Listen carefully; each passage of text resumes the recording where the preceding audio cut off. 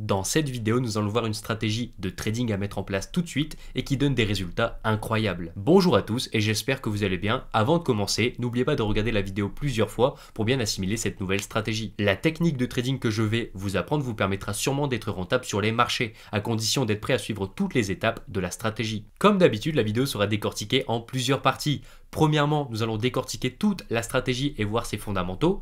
Deuxièmement, nous allons voir comment l'utiliser sur différentes opportunités réelles. Et troisièmement, la marche à suivre pour réussir avec cette nouvelle stratégie de trading. Commençons par la première étape. En quoi consiste cette nouvelle stratégie et quels sont ses fondamentaux? La stratégie que je vais vous apprendre nécessitera d'utiliser plusieurs unités de temps. Autrement dit, dans le monde du trading, le multi-time frame. C'est-à-dire analyser sur une grande unité de temps, comme le journalier ou encore le 4 heures, pour ensuite prendre une position sur une unité de temps plus courte, comme le 1 heure ou encore le 15 minutes. Ensuite, il y aura deux façons d'utiliser cette stratégie. La première en tendance que nous allons directement voir dans cette vidéo, où nous allons rechercher une belle tendance sur une grande unité de temps pour ensuite nous positionner dans le sens de la tendance sur des unités de temps inférieures.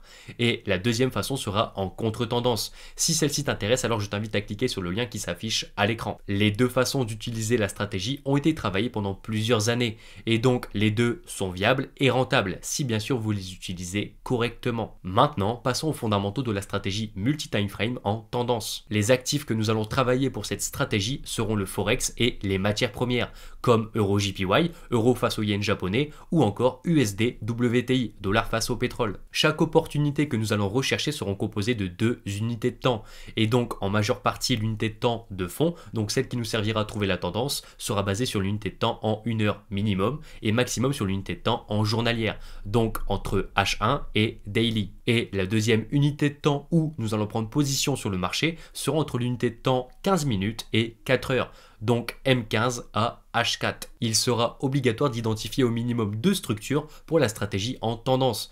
Premièrement, une ligne de tendance et deuxièmement, une figure de continuation ou de retournement, comme vous pouvez le voir sur le schéma à l'écran. Donc cela peut être une ligne de tendance journalière baissière suivie d'un drapeau ascendant sur l'unité de temps en 1 heure, par exemple, ou encore une ligne de tendance en 4 heures suivie d'un double top sur l'unité de temps en 30 minutes. Et à l'inverse, dans un marché haussier, cela peut être une ligne de tendance journalière haussière suivie d'un drapeau descendant en 45 minutes. Ou encore, un exemple, une ligne de tendance haussière en 4 heures et un épaule-tête-épaule inversé en 15 minutes. Vous l'aurez compris, le but est d'identifier une tendance de fond dominante grâce à une ligne de tendance haussière ou baissière pour ensuite rentrer sur une figure de continuation ou de retournement sur une unité de temps inférieure. J'espère que vous comprenez le but et le fonctionnement de la stratégie de tendance. Maintenant, les confirmations pour la stratégie seront d'avoir un rejet clair sur la ligne de tendance, donc comme ceci. Ensuite, une cassure de la ligne de coup, donc la ligne de coup par exemple d'un épaule-tête-épaule inversé, comme ceci, ou encore la résistance d'un drapeau descendant qui fait également office de ligne de coup. Très important, une clôture de bougie japonaise sur l'unité de temps où vous trouvez votre figure de continuation ou de retournement sera obligatoire pour prendre une prise de position. Donc si votre drapeau descendant se trouve sur l'unité de temps en 30 minutes, alors vous prendrez position à la clôture de la bougie en 30 minutes qui casse la ligne de coup. Ensuite, indicateur moyenne mobile 100 qui est la seule règle facultative de la stratégie. Toutes les autres confirmations et règles doivent être suivies à la règle, sinon vous ne serez jamais gagnant. La moyenne mobile 100 devrait être en dessous du prix pour une prise de position à l'achat ou la moyenne mobile 100 devrait être au-dessus du prix pour une prise de position à la vente. Et maintenant, le ratio gain-perte, il sera de minimum 2.5 sur l'intégralité de vos opportunités. Vous risquez au maximum 1 pour potentiellement gagner 2.5. Et ne jamais prendre une position si le ratio est inférieur à 2.5. Les take profits, eux, seront placés sur les précédents plus bas du marché ou les précédents plus hauts du marché et non pas sur les objectifs de figure. Ne vous inquiétez pas, je vais vous expliquer comment définir son take profit pour chacune des opportunités que je vais vous présenter. Également, lors des différents exemples, je vais vous simuler la prise de position avec un capital de 5 000 € pour vous montrer en plus de la théorie, la pratique. Avertissement, le trading n'est pas une discipline facile. Si vous ne comprenez pas bien la stratégie ou que vous oubliez une des confirmations, alors vous ne réussirez pas. Si vous la comprenez, alors vous réussirez. Bien, maintenant que les bases de la stratégie ont été comprises, nous allons voir deux opportunités en tendance haussière et deux opportunités en tendance baissière. Première opportunité, Eurocad le 23 février 2022. La première étape de notre stratégie est de rechercher une ligne de tendance entre l'unité de temps journalière et 1 heure. Je vous rappelle que pour valider une ligne de tendance, il faut que celle-ci compte au minimum 2 impacts. Et sur notre graphique, on observe bien une ligne de tendance baissière avec plus de 4 impacts sur l'unité de temps journalière. Je la schématise donc et je note résistance journalière pour que la compréhension de l'analyse soit parfaite. Première structure identifiée. Maintenant, il ne nous reste plus qu'à trouver une figure de continuation à la baisse ou une figure de retournement à la baisse pour surfer sur la tendance baissière. Je bascule donc entre les unités de temps 4 heures et 15 minutes pour rechercher notre deuxième structure et jusqu'à trouver un drapeau ascendant sur l'unité de temps en 3 heures. Je le schématise tout de suite avec une résistance et un support faisant office de ligne de coup. Également, on peut apercevoir que ma figure se trouve sur le chiffre rond des 1,44 000, ce qui se trouve être un obstacle potentiel pour notre future prise de position. Et donc, pour remédier à ce problème, je viens schématiser une zone de prix qui comporte 6 impacts en tant que support et qui compte également les 1,44 000. Bien sûr, vous l'aurez compris, nous attendrons obligatoirement une cassure de cette zone pour prendre une position. Ensuite, pour ajouter des probabilités à notre opportunité et surtout à augmenter notre compréhension du marché, je vais jusqu'à tracer une résistance rejoignant les différents points hauts de notre figure, mais également d'anciens points hauts ou bas dans l'historique du marché. Et après avoir tracé cette zone qui détient une dizaine d'impacts, vous comprenez que celle-ci nous donne une information plus que importante. La dernière fois que le marché a cassé cette zone, donc la zone des 1,44 600, le marché s'en est ensuite servi comme résistance et a directement chuté à la baisse, ce qui nous conforte et nous appuie pour notre potentielle prise de position à la vente. Bien, première étape de la stratégie validée. Nous avons identifié deux structures sur deux unités de temps différentes, une ligne de tendance journalière et un drapeau ascendant en 3 heures. Maintenant, passons aux confirmations de la stratégie. Attendre un rejet sur la ligne de tendance. Le rejet s'est validé le 4 février 2022 et je peux donc cocher cette étape. La suite des confirmations nécessite que j'attende une évolution du marché et donc je patiente jusqu'à la cassure de mon drapeau. Si bien sûr le drapeau ne se valide pas et que aucune des confirmations sont respectées, alors j'avorte le trade tout simplement. Quelques heures plus tard, le marché vient à casser le support du drapeau qui fait également office de ligne de coup. Je coche donc la case dans les confirmations. On a également un marché qui évolue sous notre moyenne mobile 100 et une belle clôture de bougie qui englobe la précédente, ce qui valide donc nos deux autres confirmations. Maintenant, la dernière étape, avoir un ratio de minimum 2.5. Pour ce faire, et écoutez-moi bien, sur aucune de nos opportunités, nous allons configurer de take profit. Alors pourquoi? Simplement car le but de la stratégie est de surfer un maximum de temps sur la tendance de fond. Donc nous allons seulement utiliser et identifier des zones de sortie pour nos trades. Une zone de sortie est un prix qui a fortement été utilisé par le marché dans le passé, comme par exemple un ancien plus bas pour un marché baissier ou encore un ancien plus haut pour un marché haussier. En bref, ce sont des zones de prix qui ont le plus de chances de bloquer l'évolution de notre opportunité à la baisse comme à la hausse. Et sur notre opportunité EuroCAD, la première zone de sortie se trouve sur les 1,41 150 qui correspond au dernier plus bas et je note donc zone de sortie 1 sur ce prix. La deuxième zone de sortie, elle, nécessitera d'utiliser une unité de temps plus grande pour identifier où se situe le prochain point le plus bas du marché. Comme vous pouvez le voir à l'écran, le prochain obstacle pour l'évolution de notre opportunité se trouve sur les 1,38 000 et en plus d'être un plus bas, il marque également un chiffre rond. Je note donc zone de sortie 2 sur ce prix. Maintenant, comment utiliser ces zones de sortie? Écoutez, c'est très simple. Ces zones ont été placées à des endroits où le prix aura le plus de probabilité de se retourner. Et donc, si le marché présente un signal de retournement sur une de vos différentes zones,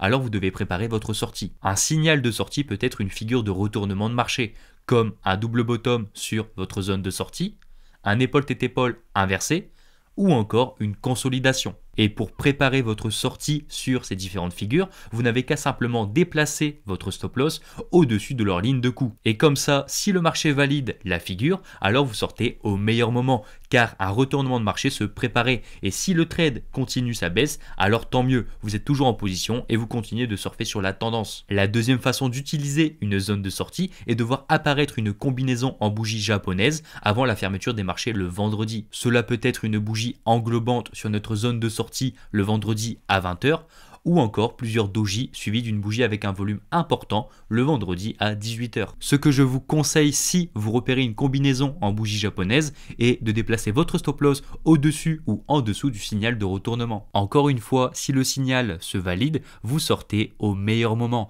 et s'il ne se valide pas, alors vous êtes toujours en position et vous continuez de surfer sur la tendance. Sachez également que si le marché présente un quelconque rejet sur une de vos zones de sortie et que dans les heures qui viennent une annonce économique importante, donc 3 têtes de taureau, se présente à vous, alors il faudra également sécuriser votre prise de position avant l'annonce. J'espère que vous comprenez comment agir si le prix vient tester vos différentes zones de sortie. Également, vous comprenez l'utilité de ne pas configurer de take profit pour cette stratégie, car le but encore une fois est de surfer un maximum de temps sur le mouvement baissier jusqu'à son épuisement. Pour définir une certaine logique dans le calcul de notre ratio gain-perte, je vais toujours placer l'outil position short ou longue sur la première zone de sortie, car elle marque le premier obstacle potentiel où notre trade pourrait potentiellement se retourner. La prise de position sera sur la clôture de la bougie et non pas aléatoirement, sinon mon ratio risque-récompense sera erroné. Le stop loss, lui, sera placé au-dessus de la zone des 1,44 000, au-dessus du support du drapeau ascendant et au-dessus du pullback qui se trouve ici, ce qui nous donne un ratio de 3,5. Vous risquez 1 pour potentiellement gagner 3,5 de votre capital de trading. Et pour augmenter votre compréhension des prises de position, je vais utiliser une calculatrice de lot avec un capital de 5 000 € et un risque de perte de 1%. Mon stop loss est placé à 75 pips de mon point d'entrée. Je trade la paire de devises euro CAD et je souhaite risquer 1% de mon capital. Et donc j'utiliserai un lot de 0,09 sur mon broker qui correspond à 50 € de perte. Je risque donc 50 € pour potentiellement gagner 175 € sur la première zone de sortie et 385 € sur la deuxième zone de sortie, ce qui valide ma dernière confirmation et je suis donc en mesure de lancer une vente au marché. Pour le côté management du trade, nous allons utiliser le management de probabilité pour déplacer notre stop loss, bien sûr en dehors des zones de sortie, car notre prise de position se trouve sur l'unité de temps en 3 heures et si notre prise de position se trouvait sur l'unité de temps inférieure à 30 minutes, alors nous aurons utilisé le management agressif. Et donc, qu'est-ce que le management de probabilité? Écoutez, c'est simple, à chaque fois que le marché va créer un nouveau plus haut, nous allons déplacer notre stop loss au-dessus.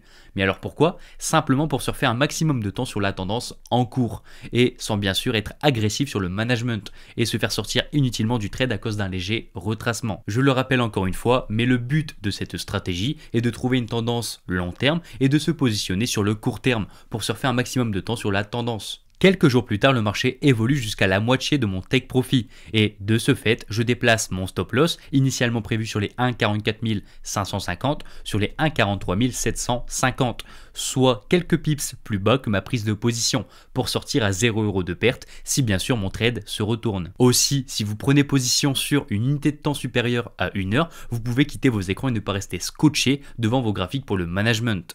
Et au contraire, si vous prenez une position sur une unité de temps en 15 minutes, je vous conseille d'avoir votre graphique en visuel et de rester attentif pour le management. Bien. Quelques jours plus tard, exactement le 2 mars 2022, le marché vient à casser notre zone de sortie, sans montrer de figure de retournement ou de combinaison de chandeliers japonais. De ce fait, je vous invite à déplacer votre stop loss qui était placé précédemment sur la prise de position jusqu'au prix des 1,41 150.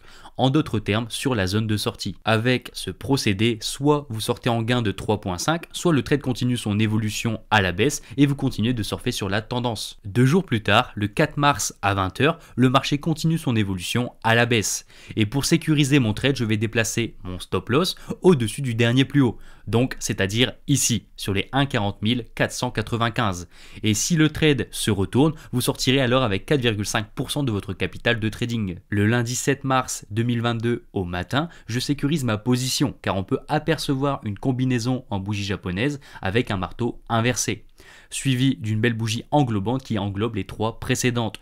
Tout ça sur notre zone de sortie 2, ce qui est un gros signal de retournement en plus du discours de Christine Lagarde qui impactera potentiellement la devise euro dans les prochaines heures. Pour laisser respirer le marché à un minimum en vue de l'annonce économique, je vais déplacer mon stop loss sur les 1,39 292 qui correspond à la dernière grande bougie baissière sur notre graphique. Et quelques heures plus tard, le marché vient à se retourner pour venir déclencher notre stop loss, placé sur les 1,39 292. Ce qui nous fera sortir avec 6 de ratio. Vous avez risqué 1 pour gagner 6. Vous avez donc risqué 50 € de votre capital de trading pour en gagner 300, ce qui est un excellent trade. Je le répète, mais le but de cette stratégie est de surfer un maximum de temps sur la tendance dominante. Donc n'ayez pas peur de laisser évoluer votre opportunité et déplacez simplement votre stop loss de façon à sécuriser vos profits. Deuxième opportunité, USD/WTI le 11 janvier 2022. Première étape de la stratégie, rechercher une ligne de tendance entre l'unité de temps journalière et 1 heure. Information, vous pouvez schématiser plusieurs lignes de tendance sur différentes unités de temps si cela vous permet d'avoir plus de probabilité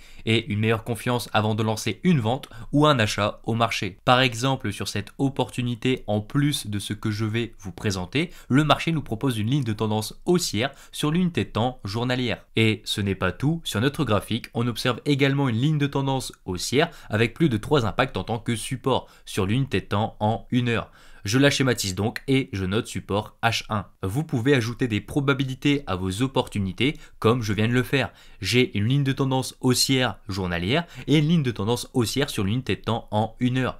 Tous les voyants sont à l'achat et ce qui renforcera notre potentielle prise de position. Première structure identifiée. Maintenant, il ne nous reste plus qu'à trouver une figure de continuation à la hausse ou une figure de retournement à la hausse pour surfer sur la tendance haussière. Je bascule entre les unités de temps 45 minutes et 15 minutes pour rechercher notre deuxième structure, jusqu'à trouver un drapeau descendant sur l'unité de temps en 30 minutes. Je le schématise directement avec un support et une résistance faisant office de ligne de coup. Ensuite, et encore une fois pour ajouter des probabilités à notre opportunité et surtout augmenter notre compréhension du marché, je vais tracer un support rejoignant les différents points bas de notre figure, mais également d'anciens plus hauts dans l'historique du marché. Et après avoir tracé cette zone qui détient 5 impacts, vous comprenez que celle-ci nous donne une information importante.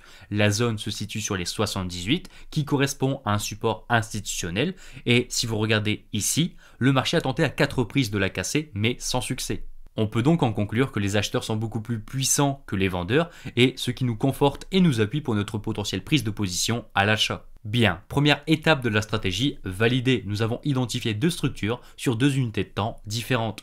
Une ligne de tendance en 1 heure et un drapeau descendant en 30 minutes. Maintenant, passons aux confirmations de la stratégie. Et comme vous le voyez, le rejet n'est pas encore validé, car nous attendons une belle bougie à la hausse qui confirme que notre ligne de tendance 1 heure fait une nouvelle fois office de support. Et la suite des confirmations nécessite que j'attende une évolution du marché. Et donc, je patiente jusqu'à la cassure de mon drapeau. Si bien sûr le drapeau ne se valide pas et que aucune des confirmations sont respectées, alors comme d'habitude, j'avorte le trade tout simplement. Quelques heures plus tard, le marché vient à casser la résistance du drapeau qui fait office de ligne de coup et donc je coche la case dans les confirmations. Aussi, maintenant que le marché a validé une nouvelle fois la ligne de tendance avec un rejet clair, alors je peux valider la confirmation. Ensuite, nous n'avons pas encore un marché qui évolue au-dessus de notre moyenne mobile 100. Bien sûr, cela reste facultatif, mais c'est bien de le noter. De plus, j'aperçois une zone qui pourrait potentiellement servir d'obstacle à notre achat sur ce graphique, avec plus de 4 impacts en tant que support et 3 impacts en tant que résistance. Et pour remédier à cette zone, j'attendrai obligatoirement une clôture avec une belle bougie au-dessus de celle-ci. Quelques heures plus tard dans la matinée du 11 janvier, le marché nous présente une belle clôture de bougie à la hausse, qui est également au-dessus de la zone dangereuse, mais également au-dessus de notre moyenne mobile 100. Et donc, je peux cocher les confirmations de la stratégie. Maintenant, dernière étape, avoir un ratio de minimum 2.5. Sur notre opportunité, la première zone de sortie se trouve sur les 85, qui correspond au dernier plus haut, mais également sur une résistance institutionnelle. Je note donc zone de sortie 1 sur ce prix. La deuxième zone de sortie ou le prochain plus haut sur la paire USD/WTI se trouve sur l'unité de temps hebdomadaire, exactement sur le prix des 107. Je note donc zone de sortie 2 sur ce prix. Comme d'habitude, le but est de surfer un maximum de temps sur le mouvement haussier jusqu'à son épuisement et il n'y aurait aucun intérêt d'utiliser l'analyse multi-time frame pour sortir tôt sur cette opportunité. J'espère que vous comprenez bien ce fondamentaux. Pour définir une certaine logique dans le calcul de notre ratio gain-perte, je vais toujours placer l'outil position longue sur la première zone de sortie car elle marque le premier obstacle potentiel où notre trade pourrait se retourner. La prise de position sera sur la clôture de la bougie et le stop loss sera placé en dessous de notre zone de prix, en dessous de la résistance du drapeau, mais également sous la moyenne mobile et sous les dernières bougies et sous le support H1, ce qui nous donnera un ratio de 5 Point 1, vous risquez 1 pour potentiellement gagner 5 points de votre capital de trading. Mon stop loss est placé à 115 pips de mon point d'entrée, je trade le USD WTI et je souhaite risquer 1% de mon capital de trading. J'utiliserai donc un lot de 0,04 sur mon broker qui correspond à 50 € de perte. Je risque donc 50 € pour potentiellement gagner 255 € sur la première zone de sortie et 1250 € sur la deuxième zone de sortie, ce qui valide ma dernière confirmation et donc je suis en mesure de lancer un achat au marché. Pour le côté management du trade, nous allons utiliser le management de probabilité pour déplacer notre stop loss en dehors des zones de sortie, car notre prise de position se retrouve sur l'unité de temps en 30 minutes. Quelques jours plus tard, le marché évolue de 1/3 de ma première zone de sortie, créant ainsi un nouveau plus bas. De ce fait, je déplace mon stop loss, initialement prévu sur les 78, directement en dessous du plus bas, c'est-à-dire sur les 80,74. Et si le marché se retourne, je sors avec du profit. Et si le marché continue son évolution à la hausse, je sors également avec du profit. Bien, quelques jours plus tard, exactement le 14 janvier, le marché vient à créer une consolidation. De ce fait, pour sécuriser mon trade, je vais déplacer de quelques pips mon stop loss pour le placer en dessous de la consolidation.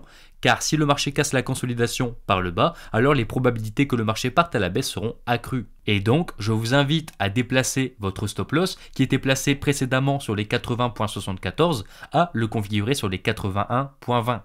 Quelques jours plus tard, le marché vient à traverser notre première zone de sortie avec une légère hésitation. Et pour sécuriser le marché sans pour autant l'étouffer avec un stop loss trop serré, je vais déplacer mon stop loss sur les 83,35. En bref, en dessous du nouveau plus bas qu'a créé le marché. Le lundi 19 2022, le marché a bien évolué à la hausse. Et pour sécuriser mon trade, je vais déplacer mon stop loss sur notre zone de sortie. Pour sécuriser nos gains en cours, bien sûr. Et soit je sors avec 5,1 de ratio, soit je sors avec plus, et donc ensuite je laisse tourner ma position. 24 heures plus tard, le marché vient à créer un triple top suivi d'un énorme gap baissier, ce qui me fera sortir du trade sur les 85, soit où j'avais déplacé mon stop loss pour sécuriser mes gains. Ce qui nous fera sortir du trade avec 5,1 de ratio. Vous avez risqué 1 pour gagner 5,1. Vous avez donc risqué 50 € de votre capital de trading pour en gagner 255, ce qui est un excellent trade. Aussi, on peut remarquer que par la suite, le trade a bien atteint notre deuxième zone de sortie, ce qui prouve que notre stratégie est une excellente technique pour entrer au meilleur moment dans une tendance. Bien sûr, je n'aurais certainement pas réussi à tenir la position aussi longtemps avec les frais de garde de position, mais il est bien possible avec cette stratégie de transformer des trades gagnants en trades d'exception. Si vous clôturez sur la deuxième zone de sortie, alors vous avez un trade de ratio de 1 pour 25, soit un gain de 25 fois votre risque. Le management, lui, était également facile car le marché n'a jamais présenté de figure de retournement pendant son évolution et a directement foncé sur la zone de sortie. Je le répète, mais le but de cette stratégie est de surfer un maximum de temps sur la tendance dominante. Donc n'ayez pas peur de laisser évoluer l'opportunité et déplacez simplement votre stop loss de façon à sécuriser vos gains. Troisième opportunité, AUDJPY le 16 mars 2022. Première étape de la stratégie, rechercher une ligne de tendance entre l'unité de temps journalière et 1 heure. Je parcours les différentes unités jusqu'à schématiser une ligne de tendance haussière comportant plus de 4 impacts sur l'unité de temps en 1 heure. Bien sûr, j'annote le graphique pour une compréhension totale. Première structure identifiée, il ne nous reste plus qu'à trouver une figure de continuation à la hausse ou une figure de retournement à la hausse pour surfer sur la tendance haussière. Je bascule entre les unités de temps 45 minutes et 15 minutes pour rechercher notre deuxième structure, jusqu'à trouver un épaule tête épaule inversé sur l'unité de temps en 15 minutes. Vous pouvez voir cette structure comme un épaule tête épaule inversé ou bien un double bottom. Peu importe lequel vous allez choisir et vous choisirez, le principal est que c'est bel et bien une figure de retournement. Et donc je choisis l'épaule tête épaule inversé et je le schématise de suite. Comme d'habitude, et encore une fois pour ajouter des probabilités à notre opportunité, je vais tracer un support rejoignant les différents points bas du marché, qui sont alignés avec la tête de notre figure de retournement. Et après avoir tracé cette zone qui détient 4 impacts, vous comprenez que celle-ci nous donne une information plus que importante. La dernière fois que le marché a rebondi sur cette zone, il s'en est servi comme support et a créé une impulsion haussière. On peut donc en conclure que les acheteurs sont beaucoup plus puissants que les vendeurs après le rebond sur cette zone, ce qui ajoute des probabilités et nous appuie pour notre potentielle prise de position à l'achat. Également, je vais tracer une zone de prix sur la ligne de coup du double bottom. Mais alors pour quelle raison? Même si je ne traite pas le double bottom, la zone est beaucoup trop importante pour ne pas être schématisée. Comme vous le voyez, celle-ci comporte au moins 7 impacts, donc sa cassure augmente considérablement nos probabilités pour un scénario acheteur. Bien, première étape de la stratégie, validée. Nous avons identifié deux structures sur deux unités de temps différentes, une ligne de tendance 1 heure et un épaule-tête-épaule inversé en 15 minutes. Maintenant, passons aux confirmations de la stratégie. Attendre un rejet clair sur la ligne de tendance. Et comme vous le constatez, le rejet est bel et bien validé, avec une belle impulsion haussière. Je peux donc cocher cette confirmation. Pour pouvoir compléter la suite des confirmations, il est nécessaire d'attendre une cassure de la ligne de coup de l'épaule tête épaule inversée. Bien sûr, si vous avez choisi le double bottom, alors celui-ci est déjà validé. Et encore une fois, si la figure que vous avez choisie ne se valide pas et qu'aucune des confirmations sont respectées, alors vaut mieux avorter le trade directement. Quelques heures plus tard, le marché vient à casser la résistance de la figure épaule-tête-épaule inversée et présente également un pullback sur sa ligne de coup. Je peux donc valider cette confirmation. Aussi, on remarque que le prix évolue au-dessus de la moyenne mobile 100 et que la clôture de la bougie haussière est présente. Je peux donc cocher les confirmations de la stratégie. La dernière étape, avoir un ratio de minimum 2.5. Sur notre opportunité, la première zone de sortie se trouve sur les 89 qui correspond au dernier plus haut, mais également à une résistance institutionnelle. Et en septembre 2017, le marché avait tenté de franchir ce prix, mais sans succès. Vous comprenez donc l'intérêt de la définir en tant que zone de sortie. Je note donc zone de sortie 1 sur le prix des 89. La deuxième zone de sortie, où le prochain point le plus haut sur la paire de devises AUD-JPY, se trouve sur les 90, proche de la première, mais avec également énormément d'impact sur celle-ci, que ce soit en tant que résistance ou en tant que support. Et donc, je note zone de sortie 2 sur la résistance institutionnelle des 90. Comme pour les autres opportunités, l'objectif de la stratégie est de surfer un maximum de temps sur le mouvement haussier, jusqu'à son épuisement. Bien sûr, nous verrons lors de l'évolution du trade comment utiliser le management agressif. Pour définir une certaine logique dans le calcul de notre ratio gain-perte, je vais, comme pour les opportunités précédentes, placer l'outil position longue sur la première zone de sortie, car elle marque le premier obstacle important où notre trade pourrait éventuellement se retourner. La prise de position sera sur la clôture de la bougie, et le stop loss lui sera placé en dessous de notre zone de prix, en dessous de la ligne de coup de la figure, mais également sous la moyenne mobile 100 et sous les dernières bougies, et bien sûr sous le pullback, ce qui nous donne un ratio de 6.5. Vous risquez 1 pour potentiellement gagner 6.5 de votre capital de trading. Mon stop loss se trouve à 53 pips de mon point d'entrée, je trade le dollar australien face au yen japonais et je souhaite risquer 1% de mon capital de trading.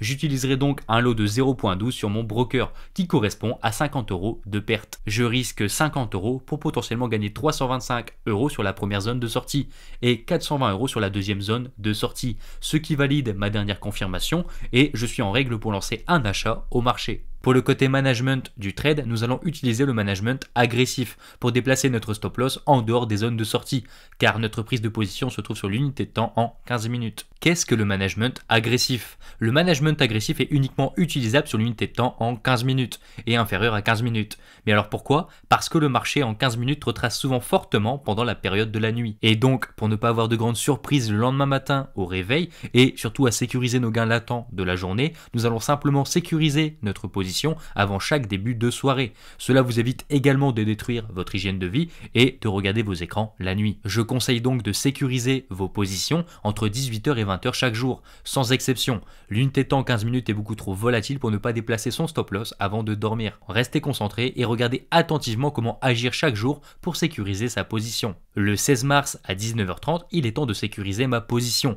car après 20h, je ne peux plus regarder mon opportunité. De ce fait, je déplace mon stop loss, initialement prévu sur les 85, jusqu'au 85.6, qui correspond à un nouveau plus bas du marché. Si le marché se retourne, je sors avec du profit, et si le marché continue à évoluer à la hausse, je sors également avec du profit. Sécuriser votre position tous les soirs vous permettra d'évacuer le stress, de tenir une position court terme la nuit, et celui qui ne respectera pas ce critère ne respectera pas la stratégie, et accumulera énormément de stress jusqu'à commettre des erreurs irréfutables. Bien, une journée plus tard, le 17 mars à 19h, le marché présente une nouvelle fois une belle impulsion haussière. Comme pour la journée précédente, je sécurise ma position sous le prix des 87 qui marque une zone importante avec plus de 3 impacts à son actif et en plus d'être un chiffre rond. N'hésitez pas à identifier des zones intéressantes ou déplacer votre stop loss. Cela vous permettra d'éviter des sorties inutiles car vous avez mal placé votre stop loss et cela vous permettra de sortir au meilleur moment au cas où le marché se retourne. Le 18 mars à 19h30, je viens une nouvelle fois sécuriser ma position. J'identifie plus bas sur le graphique une zone intéressante ou déplacer mon stop loss efficacement. placement, exactement en dessous des 87 686, qui est une zone comportant plusieurs impacts, et donc je place mon stop loss sur les 87.555. Une journée plus tard, le marché est fermé, car le 19 mars marque un samedi. Le 21 mars à 19h30, soit le lundi qui marque une nouvelle semaine de trading, je viens sécuriser ma position sous le nouveau plus bas qu'a créé le marché, qui correspond à une zone intéressante également. Je place donc le stop loss sur les 87 800. 24 heures plus tard, le 22 mars 2022, on aperçoit un marché qui a complètement explosé à la hausse et qui a également traversé nos deux zones de sortie. Ce que je vais faire en vue de l'impulsion importante sur cette paire de devises et pour éviter surtout un retracement important, je vais sécuriser ma position sur ma deuxième zone de sortie, soit placer mon stop loss sur les 90. Et si le marché continue son évolution à la hausse, tant mieux, on surfe sur la tendance, et s'il se retourne, on sort sur notre deuxième zone de sortie. Information, si le marché dépasse les deux zones de sortie que nous avons identifiées avant la prise de position, alors je vous invite à en rajouter des nouvelles, une nouvelle zone de sortie, qui correspond bien sûr à des endroits importants, comme des anciens plus hauts, des grosses résistances ou encore des chiffres ronds. Et sur notre opportunité, la prochaine zone de sortie se trouve sur les 92. On voit directement l'intérêt que le marché lui porte et nous la traçons directement. Le lendemain à 14h, le marché vient toucher notre stop loss placé sur les 90, ce qui nous fera sortir du trade avec un ratio de 8.4. Vous avez donc risqué 1 pour gagner 8.4. Vous avez donc risqué 50 € de votre capital pour en gagner 420 €, ce qui est un trade vraiment intéressant pour une vraie rentabilité en trading. Notez bien que le management agressif en 15 minutes vous demandera beaucoup plus d'intervention et de temps qu'une position en 4 heures par exemple. Et donc choisissez les unités de temps qui correspondent à votre style de vie et travaillez uniquement avec celles que vous choisissez. Encore une fois, le but de cette stratégie est de surfer un maximum de temps sur la tendance dominante. Donc n'ayez pas peur de laisser évoluer votre opportunité. J'espère que les différentes opportunités que je vous ai présentées vous ont aidé à comprendre la stratégie. Tout de suite, la marche à suivre pour réussir avec la stratégie. Première étape, backtester la stratégie sur un compte de démonstration. Même si la stratégie donne des résultats incroyables et vous permet d'atteindre la rentabilité en trading, il ne faut pas oublier l'étape du compte de démonstration. Uniquement quand vous serez rentable en démo, alors vous pourrez appliquer la stratégie sur un compte réel. Deuxième étape, construire un journal de trading. Chaque opportunité que nous allons prendre avec cette stratégie doit être sauvegardée dans un journal papier ou digital. Cela vous permettra de filtrer quelle structure vous donne de bonnes probabilités et laquelle est mauvaise pour votre trading.